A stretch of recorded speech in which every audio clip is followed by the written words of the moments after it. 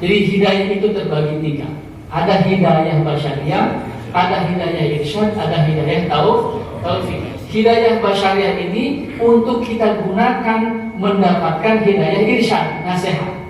Nah, hidayah nasihat dengan hidayah basyariah ini tidak akan dapat apabila kita ada kesombongan.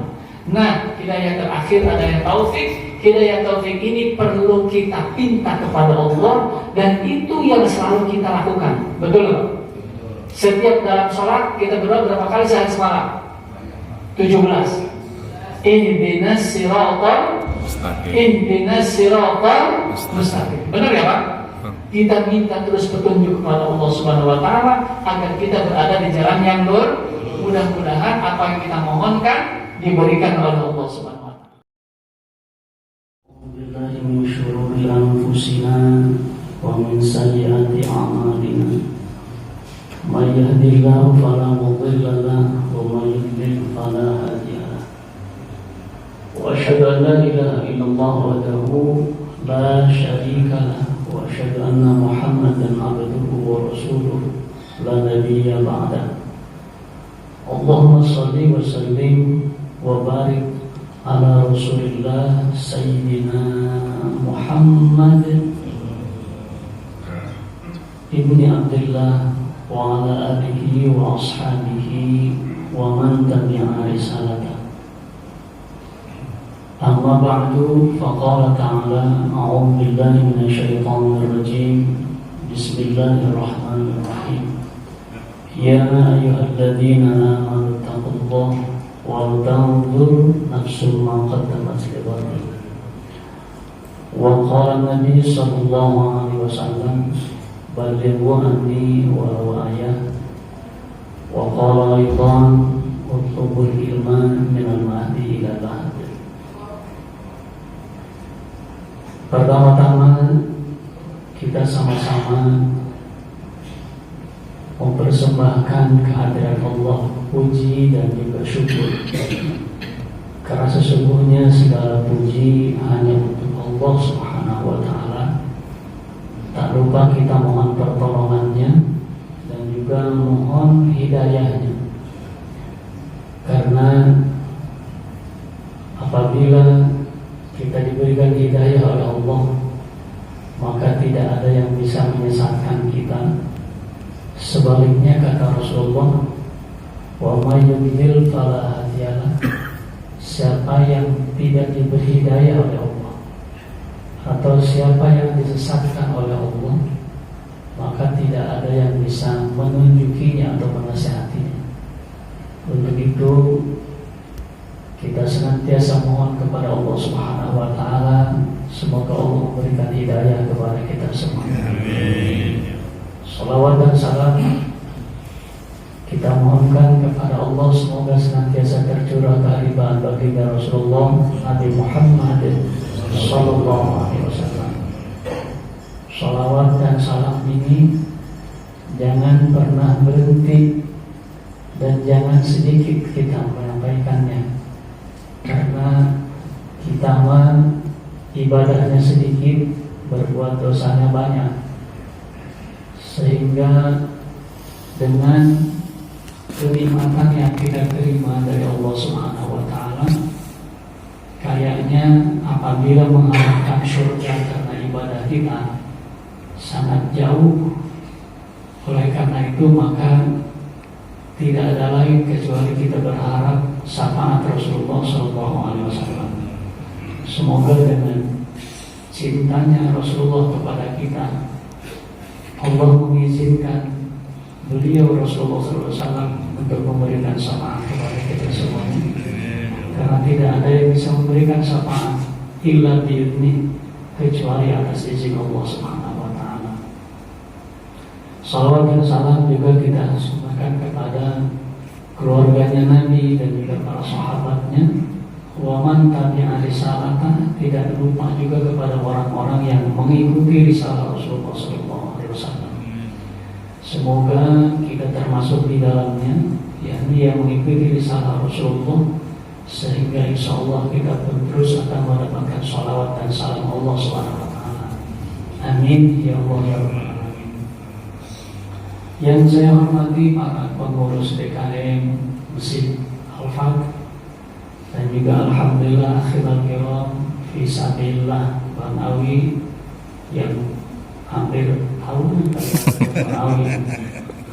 Saya tadi sempat ingat ke almarhum Haji Wiji, kebayang yang azan tuh beliau, biasanya saya kesini kadang-kadang beliau lagi azan. Saya kebayang, Masya Allah, sedih.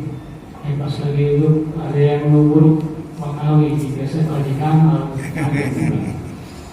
terobati sedihnya, jadi bahagia ketemu dengan Bang Awi. Alhamdulillah masih berikan panjang umur. Amin. Yang saya hormati para jamaah, bapak-bapak dan ibu-ibu, yang insya Allah semuanya mendapatkan kemuliaan dari Allah Subhanahu wa Ta'ala. Semoga kita istiqomah di jalan yang diridhoi oleh Allah Subhanahu wa Ta'ala.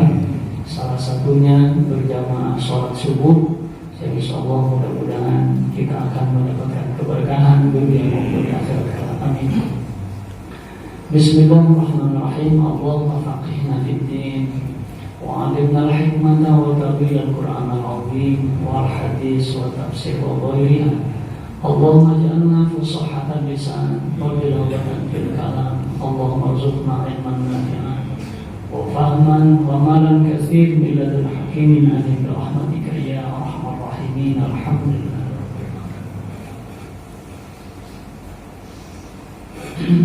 Tak terasa waktu sebulan.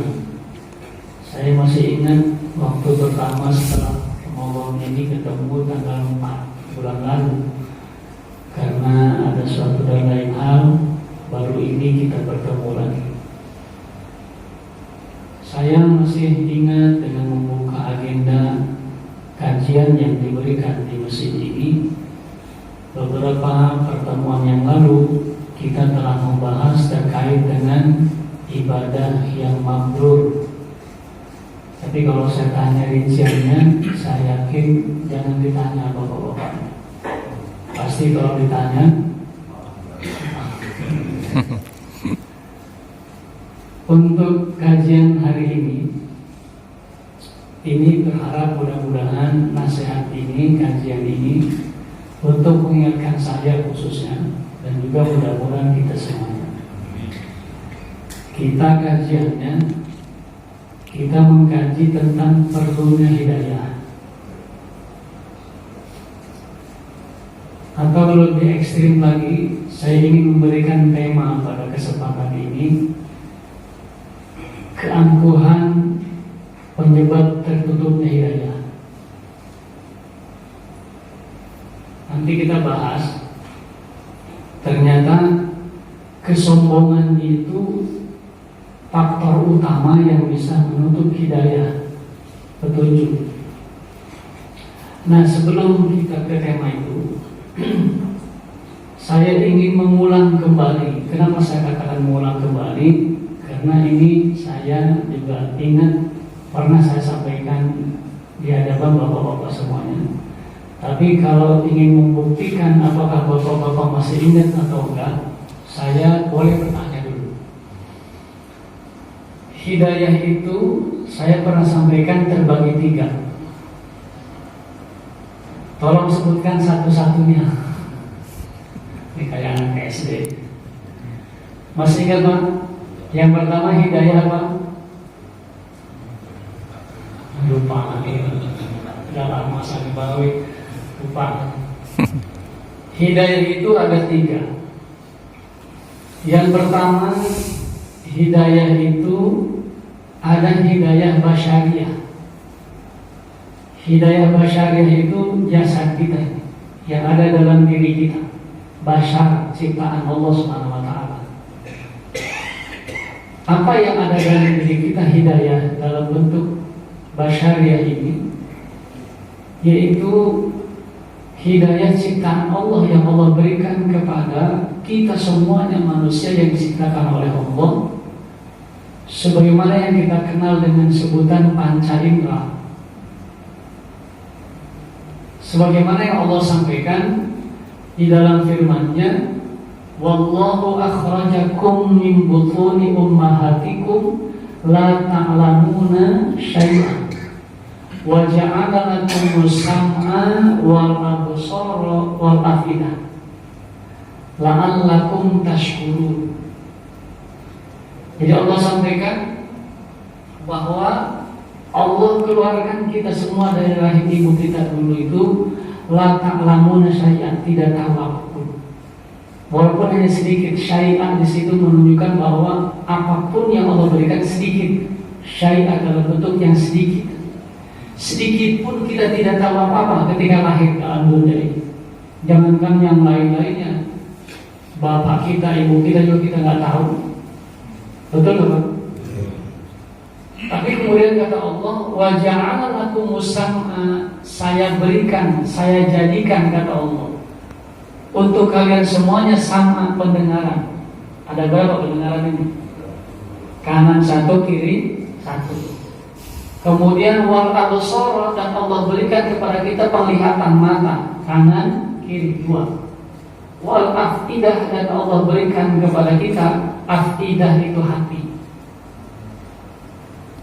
Apa bedanya ketika Quran menyebut hati dengan kalimat afidah atau fuad, dengan hati disebut qalb? Qalbun maknanya hati, fuad juga maknanya hati. Kalau qalb itu berarti hati yang suka berganti-ganti, kadang benar, kadang nggak benar, kadang jujur, kadang bohong. Itu disebutnya qalb. Qalbun yang suka berganti-ganti atau berpindah-pindah. Lalu kemudian fuad. Fuad itu hati yang paling dalam, atau bahasa lainnya hati sanubari, atau bahasa lainnya hati kecil yang tidak pernah berbohong. Kadang-kadang ditanya, Pak, itu punya siapa? Apa itu? Parfum, kok lain lagi wanginya? Otak ada di angkot, nempel. Hatinya aku, padahal aku ketemu mantan. Hatinya ngaku. Atau misalnya, Pak, punya uang nggak? Nggak ada uang. Di hatinya ngaku, ada padahal. Itu namanya hati kecil, hati sanubari yang tidak pernah bohong. Itu adalah hidayah. Hidayah dari Allah Subhanahu wa Ta'ala, yaitu yang diciptakan oleh Allah, diberikan kepada kita semuanya, mata, pendengaran, dan juga hati. Disebutnya hidayah basyariah. Punya semuanya nggak? Punya nggak? Orang Islam punya nggak? Non Muslim? Orang yang beriman, yang tidak beriman, semuanya punya. Kalau kita gunakan hidayah basyariah ini, la'allakum tashkurun, kata Allah, kalian mudah-mudahan menjadi hamba-hamba yang bersyukur, kata Allah. La'ala di situ litarojimah. Litaroji itu artinya sesuatu yang berpotensi bakal jadi. Jadi harapan yang layak untuk kita harapkan. Kita menjadi orang yang bersyukur apabila menggunakan hidayah basyariah yang Allah berikan, pendengaran, mata, dan juga hati.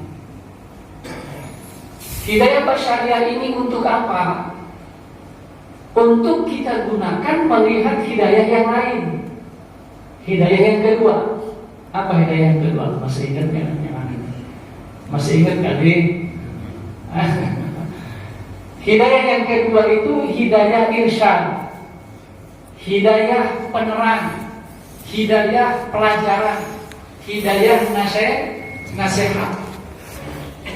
Hidayah itu artinya apa? Betul? Mata kita melihat, ditunjuki oleh Allah dengan penglihatan ini. Telinga kuping mendengar, ditunjuki oleh Allah dengan mendengar. Hati ditunjuki oleh Allah, hasil mendengar, hasil melihat, diolah oleh hati. Oh, ini benar, lakukan. Oh, ini salah, tinggalkan. Hidayah yang tiga ini harus digunakan untuk melihat hidayah irsyad, hidayah penerang, hidayah penasehat. Apa hidayah irsyad ini? Yang pertama yaitu Al-Quran. Apa Bang? Quran ini inna hadzal Qur'ana yahdi lillati hiya aqwam, kata Allah. Quran ini adalah petunjuk, menunjukkan kepada kita ke jalan yang lebih lurus. Quran bisa dilihat nggak oleh mata? Bisa. Quran bacanya bisa didengar nggak oleh telinga, oleh kuping, oleh pendengaran? Bisa. Bisa dipikirkan oleh pikiran yang timbulnya dari hati? Bisa. Mata bisa kita gunakan, pendengaran bisa kita gunakan untuk melihat pelajaran Quran.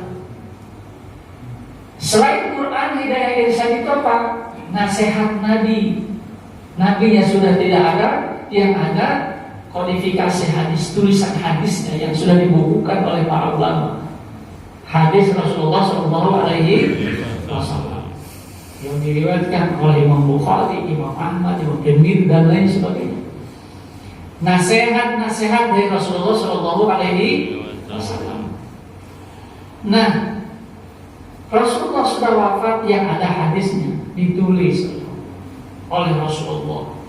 Itu Quran hadis bahasa Arab, karena turunnya di Arab. Nabi Muhammad orang Arab. Betul gak Pak? Kita orang Indonesia kadang-kadang gak ngerti ini bahasa Arab, karena saya bukan orang Arab. Betul? Bagaimana caranya supaya kita paham apa yang dimaksud oleh Quran ini, yang dimaksud oleh Rasulullah ini, yang berbahasa Arab ini? Maka diutuslah oleh Allah, yaitu al-ulama warasatul anbiya, para ulama sebagai pewaris para nabi, para kiai, para ustaz, para guru yang memberikan pengertian nasihat kepada kita yang bersumber dari hidayah yang utama, yaitu Al-Quran dan hadis Rasulullah SAW. Datang saya ke sini, saya sampaikan kepada bapak-bapak semuanya, ya ayyuhalladzina amanu taqullaha wal tanzur nafsum ma qaddamat lighad. Orang-orang beriman, kita bertakwa kepada Allah, hendaklah kita berpikir apa yang kita lakukan hari ini untuk bekal hari esok. Yang gitu ya. Kemudian saya sampaikan, utlubul ilma minal mahdi ilal lahdi, jangan bosan-bosan yang kita cari ilmu dari semenjak kita lahir sampai kita wafat. Disampaikan oleh saya. Itu juga sebagai nasihat. Itu disebutnya hidayah irsyad. Hidayah nasihat. Kita gunakan pendengaran, penglihatan dan hati untuk mendengarkan nasihat, melihat nasihat, sehingga la'allakum tashkurun, mudah-mudahan kita bisa menjadi hamba Allah yang bersyukur. Yang ketiga, yang terakhir, hidayah apa ya? Hidayah apa? Yang paling penting, hidayah taufik. Hidayah apa? Hidayah taufik. Hidayah pertolongan Allah Subhanahu wa taala. Ini yang paling penting. Walaupun dinasihati oleh kiai, dinasihati oleh nabi, jangankan oleh nabi, malaikat Allah turunkan nasihatin kita. Orang yang sudah wafat Allah hidupkan untuk menyampaikan kepada kita kata, saya waktu di alam kubur kemarin, sakit disiksa oleh Allah di alam kubur. Itu orang yang mati hidup lagi, ngomongin ke kita bagaimana perihal dalam kubur. Tidak akan beriman, kita tidak akan nurut apabila Allah tidak berikan hidayah kepada kita. Pentingnya hidayah taufik. Makanya Rasulullah SAW setiap beliau hendak khutbah, beliau mengawali dengan mukadimah, yang saya baca tadi dalam mukadimah ini. Kata Rasulullah, "Mayahdillahu fala mudilla." Apabila sudah diberikan hidayah oleh Allah, tidak ada yang bisa menyesatkan. Wa may yudlil fala hadiyalah. Kalau orang itu sudah disesatkan oleh Allah, atau wa may yudlilillah, apabila Allah telah menyesatkan orang itu, maka fala hadiyalah, tidak akan ada yang bisa menasihati. Saya berusaha misalnya menyampaikan nasihat dari Quran, dari hadis.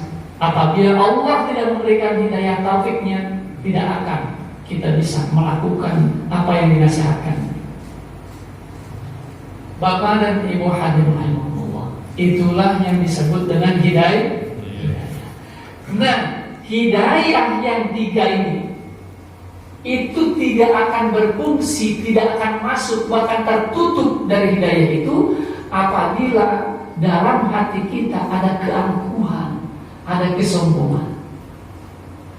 Percaya nggak, Pak? Percaya? Takut masih percaya ini sedikit.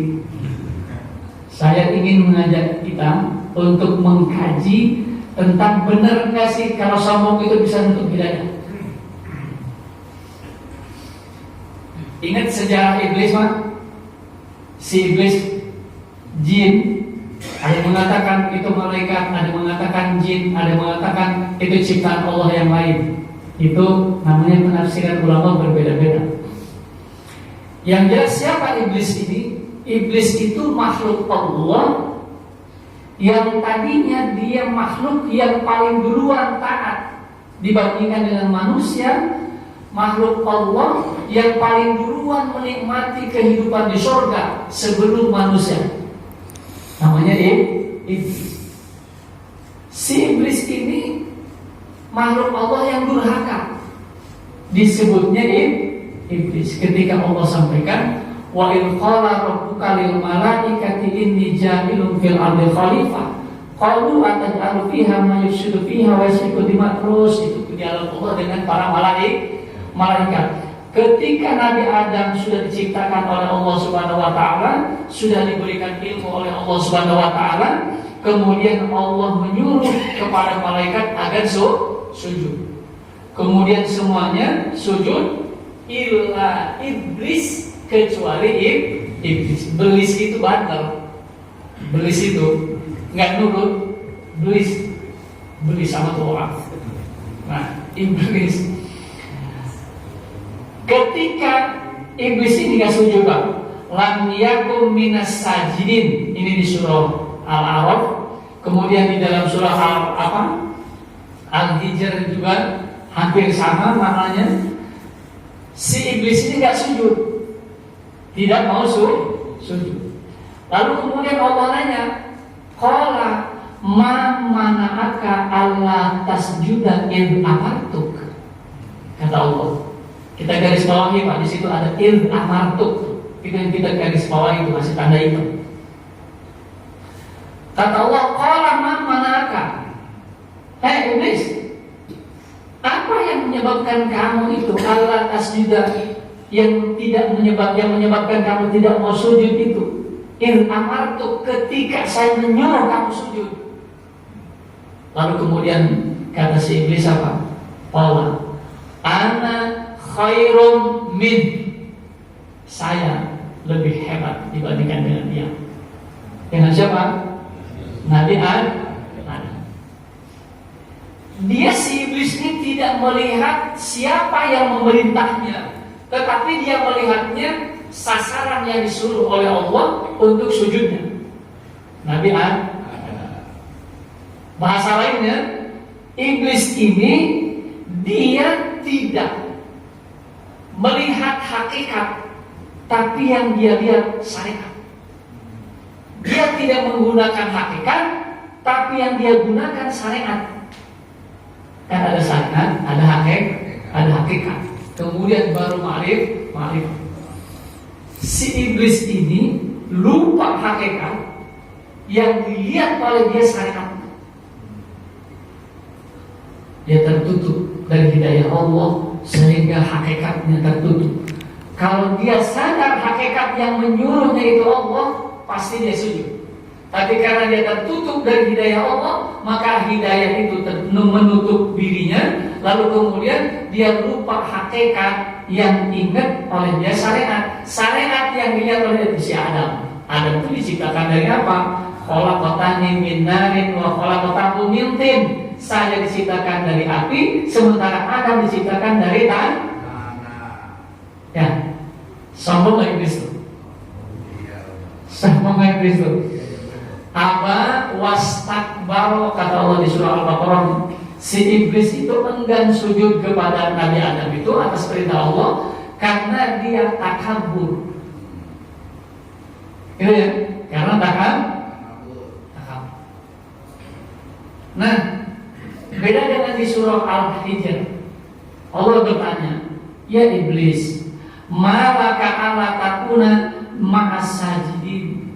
Hei iblis, apa yang menyebabkan kamu itu enggak sujud bersama dengan ma'as sajidin, dengan orang-orang yang dengan mereka yang Kenapa kamu enggak ikut dengan mereka yang sujud? Yang lain sujud kamu enggak ikut? Nah, di sini kalimat iman enggak ngikut. Kenapa? Kalau tadi, kenapa kamu enggak sujud ketika saya nyuruh kata Allah? Lalu kemudian di dalam surah Al-Hijr ini iblis ngomongnya begini, qala lam aqu li asjuda li basyarin khalaqatahu min salsalin min hamadin masnun. Dia menyebutkan kenapa saya enggak mau menyembah serta orang yang sujud itu. Ngapain saya sujud li basyarin, kepada manusia yang engkau ciptakan dari tanah yang liat, min hamadin masnun, yang lumpur asalnya, yang diberi bentuk oleh Allah SWT. Coba kita lihat, seolah-olah iblis itu menghina kita. Betul nggak Pak? Tapi jangan ngomong-ngomong, iblis ada di sini takutnya. Kata iblis begini, ngapain saya katanya sujud kepada manusia yang kau ciptakan dari lumpur yang hitam. Bapak tahu lumpur apa? Ya, got itu kalau diambil lumpurnya bau apa enggak? Hitam. Lumpur. Kata dia, ngapain saya? Kan gagahan saya, hebatan saya. Allah kemudian marah, qala fakhruj minha fa innaka rajim. Keluar kamu dari mana? Dari surga. Dan dia dirajam, terkutuk. Allah sampaikan, wa inna alaika lanata ila yaumiddin. Dilaknat itu si iblis sampai hari kiamat. Itu si iblis nggak tahu diri, iblis mah. Udah dimarahin begitu, masih minta saja. Diusir oleh Fakhruj, keluar. Fakhruj itu kan usiran, suruh keluar dengan kasar. Dia masih minta, Rabbi fa'anzirni ila yaumi yub'atsun. Ya Allah, berikan kesempatan saya sampai hari dibangkitkan manusia, sampai hari kiamat. Minta kepada Allah. Kemudian Allah itu Rahman, Allah itu Rahim, baik Allah itu. Walaupun marah tetap aja ngasih. Allah marah kan sama iblis kan, ngusir, tapi masih ngasih. Kata Allah, qala fa innaka minal munzirin. Oke, saya beri tangguh kamu. Dikasih oleh Allah Subhanahu. Sampai kapan? Ila yaumil waqtil ma'lum, sampai hari yang telah diketahui, yaitu sampai hari kiamat. Kemudian ini enggak tahunya apa, iblis ini disebut oleh kita sebagai yang tidak tahu diri itu. Dia ngomong, qala fabima aghwaytani la'ulanna lahum siratal mustaqim. Dia ngancam agar kita ini tidak ada yang ada di jalan yang lurus. Lalu kemudian sumara atyanahum min baini aydihim wa min khalfihim wa an aymanihim wa an syama'ilihim wa la tajidu aktsaruhum syakirin. Ngancem di hadapan Allah. Kalau bahasa kita ini, saya ilustrasikan bahasa kita nih. Misalnya nih, kita punya anak misalnya, mudah-mudahan gak terjadi. Anak kita si kakaknya ini bandel, diusir sama bapaknya. Kamu keluar, jangan di rumah, sana, pergi. Bandel kamu. Pas mau keluar ya, sambil ngomong, ya udah nggak apa-apa, aku diusir sama papa nggak apa-apa. Nanti aku godang adikku tuh biar gak nurut juga sama papa, biar sama dengan aku. Kan ngancam itu namanya berarti. Udah diusir, dia mau niat mau ngajak yang lain juga, anak kita yang lain mau digoda sama dia supaya tidak nurut juga dengan kita. Makin marah nggak kira-kira? Makin marah. Nah, sehingga Allah pun makin marah. Qala ukhruj minha mal'una madhura. Oh, dia terhina, diusir oleh Allah Subhanahu. Kemudian saking marahnya Allah itu, laman tabi'aka minhum la'amla'anna jahannam minkum ajma'in. Kalau bahasa kita, oke deh kalau gitu. Enggak apa-apa, silakan kamu goda itu manusia. Kamu dengan yang kamu goda semuanya bisa kumpulkan di neraka jahanam. Tuh, ya udah nggak apa-apa. Aku biarin, nggak apa-apa, aku keluar. Besok aku goda adikku tuh, biar ikut dengan aku, nggak nurut sama papa. Kira-kira apa kita? Ya udah sekalian sama adik kamu juga aku usir dari rumah.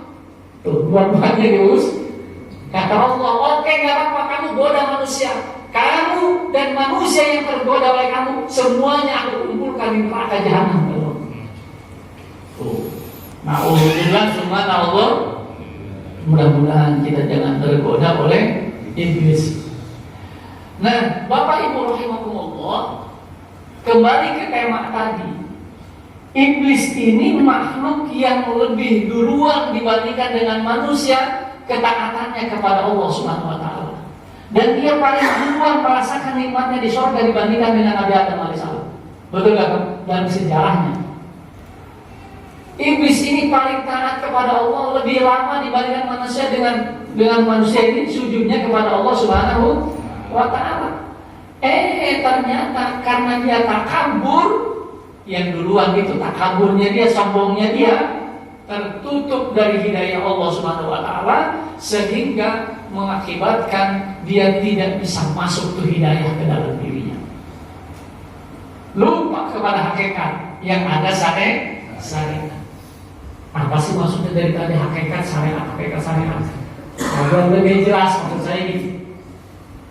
Saya ingin supaya lebih jelas ilustrasi. Saya ini umurnya masih baru 42 tahun. Masih kecil, masih muda. Nah, saya punya tugas dari guru saya itu sebagai ketua alumni pesantren saya dulu. Di mana di situ ada senior yang lebih tua dari saya dan lebih duluan pesantrennya dan lebih lama pesantrennya. Tapi saya punya tugas, punya hak prerogatif sebagai ketua. Sehingga ketika guru saya tunjuk Hasan Basri ini sebagai ketua alumni, dan kalian semuanya harus nurut dengan apa yang dia sampaikan. Ketika saya bikin peraturan, Pak, saya sampaikan alumni begini. Ada ternyata di antaranya itu satu orang. Kamu anak kemarin sore, kamu sama saya keduluan saya pesantrennya di sini. Kok kamu nyuruh kami di sini? Wah, kenapa? Merasa saya lebih duluan dibandingkan kamu, saya lebih lama pesantrennya di sini dibandingkan kamu. Yang dilihat aturan itu penyampainya siapa? Saya atur semua. Dia lupa hakikat. Yang disampaikan oleh saya itu hakikatnya adalah apa yang disampaikan oleh guru saya. Paham gak, Pak? Tapi kalau yang nggak sombong, nggak takabur, itu dia sadar, oh iya, oke, walaupun kamu ini lebih muda dari saya, kamu lebih belakangan dari saya pesantrennya di sini, karena kamu ditunjuk oleh guru saya, berarti perintah kamu perintah guru saya nurut dengan apa yang kamu bikin aturan. Ternyata pas saya ketemu guru saya, Kang Haji, ini Haji Hasan ini bikin aturan begini, benar nggak? Benar itu, saya nyuruh itu. Nah, hakikat yang nyuruh itu bukan saya, tapi guru saya. Paham nggak? Tapi karena kabur duluan, kamu yang anak kecil, anak kemarin sore, duluan saya dibandingkan dengan kamu pesantren di sini. Lupa dia dengan hakikat. Hakikatnya perintah itu perintah guru saya, bukan saya yang nyuruh. Paham nggak? Atau Pak RT lah, Pak RT kan di sini. Misalnya di sini ada Pak RT. Pak RT-nya lebih muda. Pak RT nyuruh sama yang lebih tua, Pak, kita gotong royong yuk bersih-bersih selokan nih, kata Pak RT. Bikin aturan, saya RT memerintahkan kepada warga semuanya harus membersihkan selokan. Ada orang tua, kamu anak kecil nyuruh-nyuruh saya, kan lebih tua saya daripada kamu. Lupa kepada hakikat. Hakikatnya dia itu pemimpin kita yang ditugaskan oleh kita semuanya. Dia sebagai RT yang berkuasa di sini. Mestinya kita paham hakikat daripada perintah dia itu adalah perintah pemimpin. Coba kalau kita tak kabur, nggak bisa. Yang lebih simpel lagi contohnya, nih Bapak, misalnya masuk ke masjid sini, mau ngapain Pak? Mau ngaji. Pas sampai sini yang ngajar siapa? Ya itu mah jelasan basi. Anak kemarin sore masih kecil, ngapain gua ngaji sama dia? Sombong lebih duluan.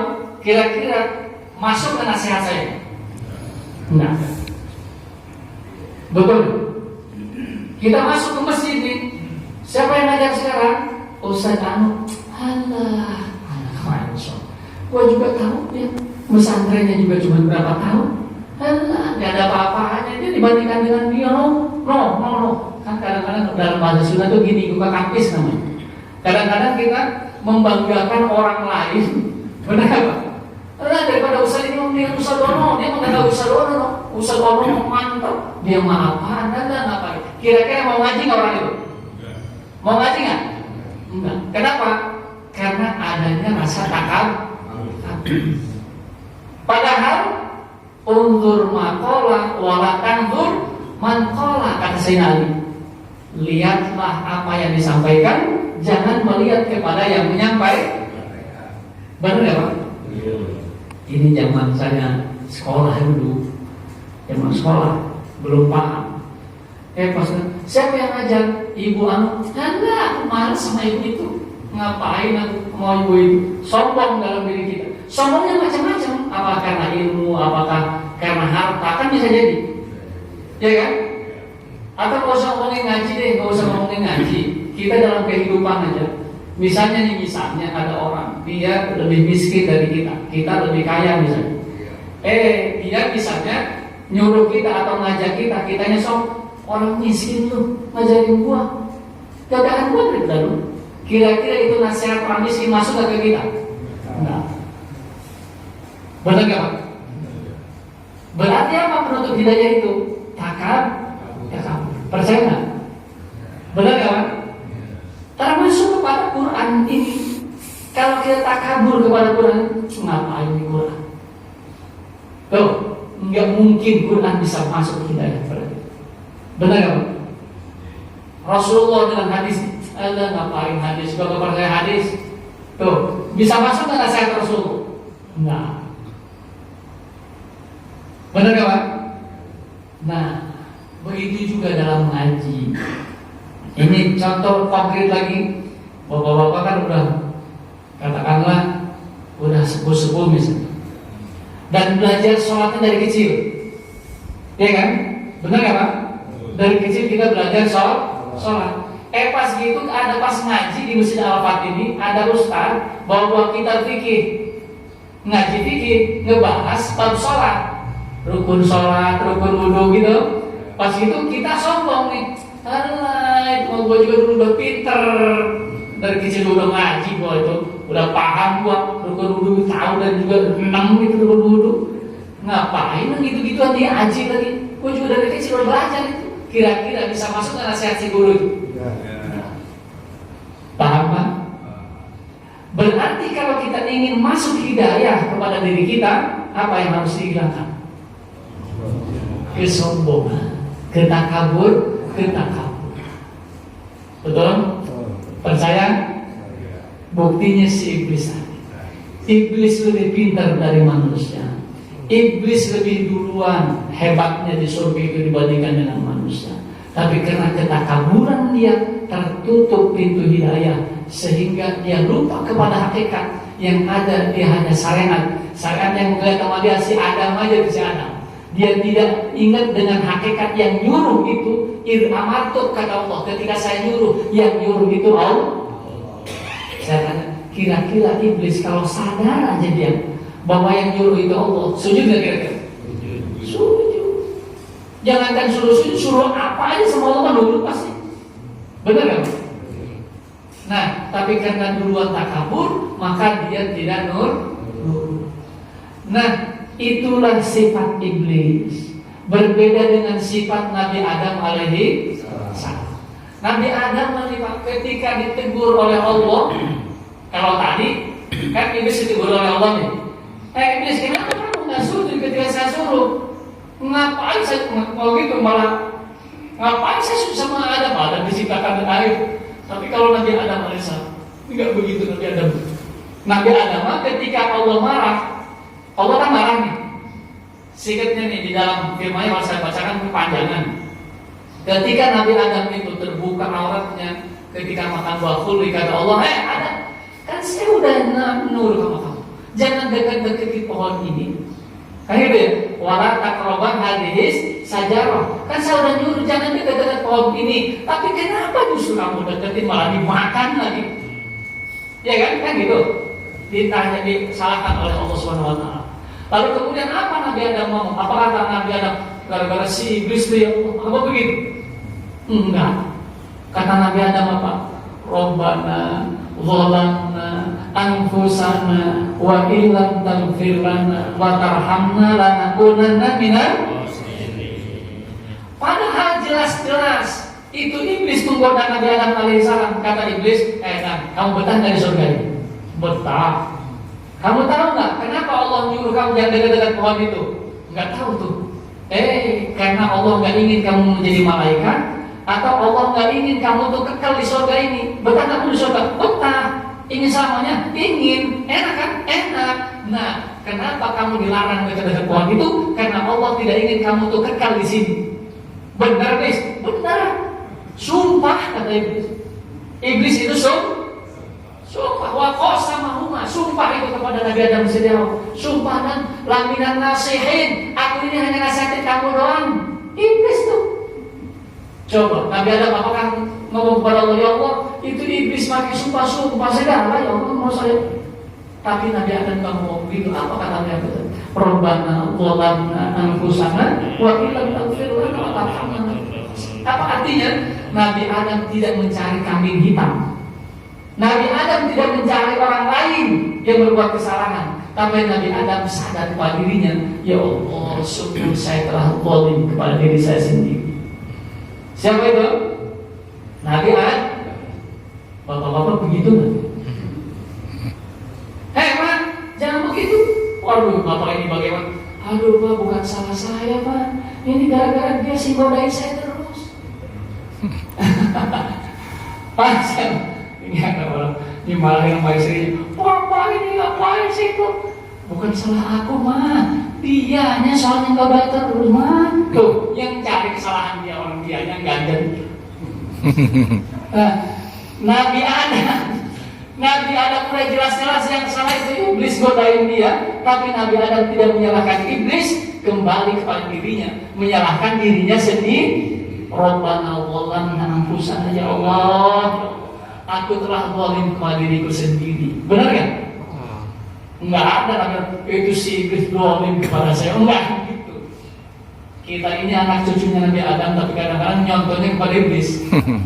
Hah? Benar ya Pak? Kadang-kadang mencari kambing hitam. Benar. Kadang-kadang kita yang salah mencari-cari orang lain yang berbuat kesalahan.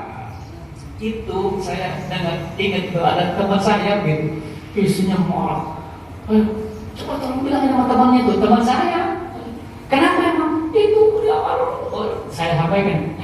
Kamu ini bagaimana? Dia ngomong, bukan salah aku, salah dia godain aku terus. Tuh, nyalahin. Itu manusia. Kita beda dengan manusia pertama, Nabi Adam alaihi salam. Nah, mudah-mudahan kita bisa meniru Nabi Adam. Amin. Dan mudah-mudahan kita bisa terhindar dari sifat takabur. Amin. Sehingga kita mudah menerima hidayah dari Allah Subhanahu. Amin. Maka ibu rahimahumullah, kesimpulan dari apa yang saya sampaikan dari kajian ini, jadi hidayah itu terbagi tiga. Ada hidayah basyariah, ada hidayah irsyad, ada hidayah taufik. Hidayah basyariah ini untuk kita gunakan mendapatkan hidayah irsyad, nasihat. Nah, hidayah nasihat dengan hidayah basyariah ini tidak akan dapat apabila kita ada kesombongan. Nah, hidayah terakhir adalah taufik. Hidayah taufik ini perlu kita pinta kepada Allah, dan itu yang selalu kita lakukan. Betul nggak? Setiap dalam sholat kita berdoa berapa kali sehari semalam? 17. Ihdinas siratal mustaqim. Benar ya Pak?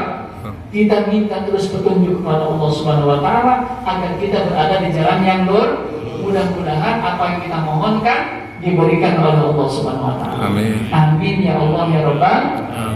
Demikian yang dapat saya sampaikan, yang benarnya dari Allah mudah-mudahan bermanfaat, yang salahnya mudah-mudahan Allah memaafkan kita semua. Amin. Amin ya Allah ya Rabbal alamin. Sebelum ditutup dengan doa kita otomatis bangsa yang mau nanya ya. Oke Pak.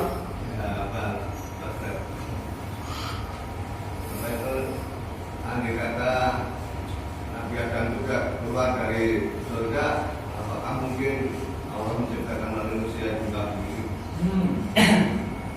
Baik. Kalau Nabi Adam seandainya tapi pakai lau di situ, seandainya yang tidak mungkin terjadi. Nah, kalau seandainya Nabi Adam nggak diusir dari surga, apakah di dunia ini ada manusia yang diciptakan oleh Allah selain Nabi Adam? Nah ini Pak, kalau kita melihat ayat Allah terkait dengan kronologis Nabi Adam terusir dari surga, coba ya kronologis, seolah-olah kan Nabi Adam salah, benar nggak? Padahal Nabi Adam itu Nabi itu masuk terpelihara dari kesalahan, betul nggak Pak? Sehingga para ulama tafsir itu memberikan penjelasan itu ayat sebenarnya bukan membahas tentang dosa Nabi Adam, karena Nabi Adam itu tidak mungkin punya dosa. Nabi itu dijaga oleh Allah Subhanahu wa taala. Tapi itu hanya sekedar garis tulis dari Allah Subhanahu wa taala agar logis di dalam pemikiran kita, masuk akal kita. Kita diciptakan oleh Allah Subhanahu wa taala. Allah tahu bagaimana pola pikir kita. Sehingga dibuatlah gambaran-gambaran itu yang sesuai dengan pola pikir kita. Sehingga Nabi Adam itu terusir dari surga, sebenarnya itu hanya ilustrasi aja, pelajaran dari Allah, gambaran dari Allah agar masuk akal kita. Sebenarnya dunia yang diciptakan oleh Allah Subhanahu wa taala untuk diisi oleh kita manusia. Tapi supaya masuk akal nih, dibuatlah cerita itu oleh Allah Subhanahu wa taala. Oh, ceritanya begitu. Untuk apa hikmahnya? Untuk menjadi pelajaran bagi kita. Sehingga kalau pertanyaan Bapak tadi, apakah Allah ciptakan? Enggak mungkin, dan itu lalu udah kelewat. Pak? Enggak mungkin. Jadi enggak ada pertanyaan, seandainya Nabi Adam tidak terusir dari surga, apakah ada manusia lain? Enggak mungkin, enggak mungkin. Karena memang udah titik tulis dari Allah Subhanahu wa taala, harusnya begitu. Nabi Adamlah yang pertama ada di dunia menurut keyakinan kita. Coba ya. Nah, jadi apa yang Allah riwayatkan di dalam Quran ini, Nabi Adam diusir dari surga, bahasanya, bahasa kasarnya gitu ya. Bahasa kitanya dipindahkan oleh Allah. Karena fahbitu minha, kata Allah, turunlah kamu dari surga. Jadi Allah berbeda dengan iblis. Kalau iblis fakhruj minha, keluar kamu. Kalau Nabi Adam pindah kamu. Jadi sopan. Nah, bukan berarti Nabi Adam itu berbuat dosa. Jadi itu mah hanya ilustrasi pelajaran bagi kita semuanya, gambaran dari Allah untuk menjadi pelajaran kita semuanya. Pada hakikatnya memang sudah dititik tuliskan oleh Allah, ditakdirkan oleh Allah bahwa Nabi Adamlah yang akan mengisi dunia ini. Allah tidak menciptakan dunia dan isinya ini, ya, kecuali Allah lebih dulu menciptakan Nabi Muhammad Sallallahu Alaihi Wasallam. Gitu ya. Jadi yang kita yakini bahwa sebelum Allah menciptakan semuanya, yang lebih dulu diciptakan oleh Allah adalah Nur Muhammad Sallallahu Alaihi Wasallam. Nah gitu Pak. Jadi nggak mungkin Allah menciptakan makhluk lain karena itu udah lewat. Jadi itu mah diusirnya Nabi Adam sekali lagi bukan berarti gara-gara Nabi Adam berbuat dosa kemudian pindah ke dunia, dan memang itu mah memang sudah dari sononya, udah dari sunatullahnya bahwa yang mengisi dunia ini adalah Nabi Adam alaihi salam dengan anak cucu. Demikian Pak. Ya, ini tambahan dari saya. Jangan menganggap bahwa Nabi Adam itu bermaksiat kepada Allah, tidak nurut kepada Allah, sehingga mengakibatkan dia berdosa. Karena nanti bertentangan dengan keterangan bahwa Nabi itu maksum, Nabi itu terpelihara dari dosa. Tapi juga kalau misalnya memahami teks ayat itu kan Nabi Adam sudah jelas di situ. Allah nyuruh jangan dekat-dekat pohon ini, kok Nabi Adam malah memakan buahnya, kan gitu ya? Itu kan berarti sudah berbuat dosa. Oke, kalau memahami teks ayat itu, tapi ada kalimat fatalaqa Adam min rabbih kalimatin fataba alaihi, ketika Allah memberikan kalimat kepada Nabi Adam, kemudian Allah memberikan taubat kepada Nabi Adam alaihi salam. Rabbana zalamna anfusana wa in lam taghfir lana wa tarhamna lanakunanna minar. Kita yakini Nabi Adam itu sudah diampuni oleh Allah Subhanahu wa taala, sehingga tidak ada Nabi Adam di alam dunia ini punya dosa. Apalagi misalnya ada dosa waris. Ada dosa waris. Oh, itu bukan akidah kita, bukan keyakinan kita bahwa Nabi Adam tidak pernah mewariskan dosa, dan Nabi Adam ketika keluar dari surga menuju dunia ini sudah diampuni oleh Allah Subhanahu. Ayatnya fatalaqa Adam min rabbih kalimatin fataba alaihi. Allah menerima taubatnya Nabi Adam alaihi. Mudah-mudahan kita semuanya bisa mengikuti Nabi Adam. Ketika kita berbuat salah, langsung kita tahu. Ya, jangan Allah dosa ini kecil ini. Ada dosa ini tadi kan terhapus oleh istighfar, dan juga terhapus oleh wudu. Menganggap dosa yang kecil itu dianggap gampang, dianggap remeh.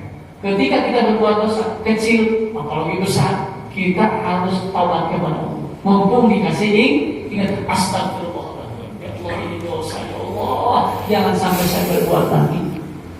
Itu ya.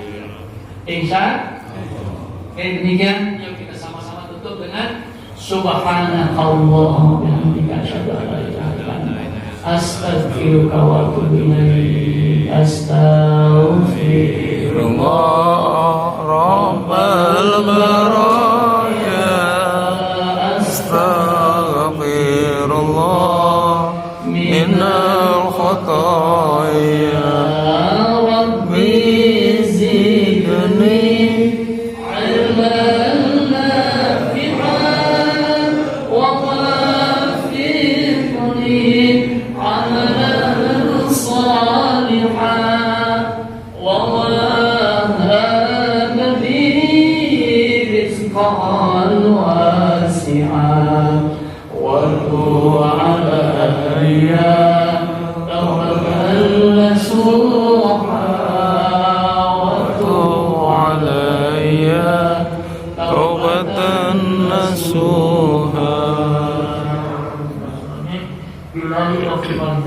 Wassalamualaikum warahmatullahi wabarakatuh.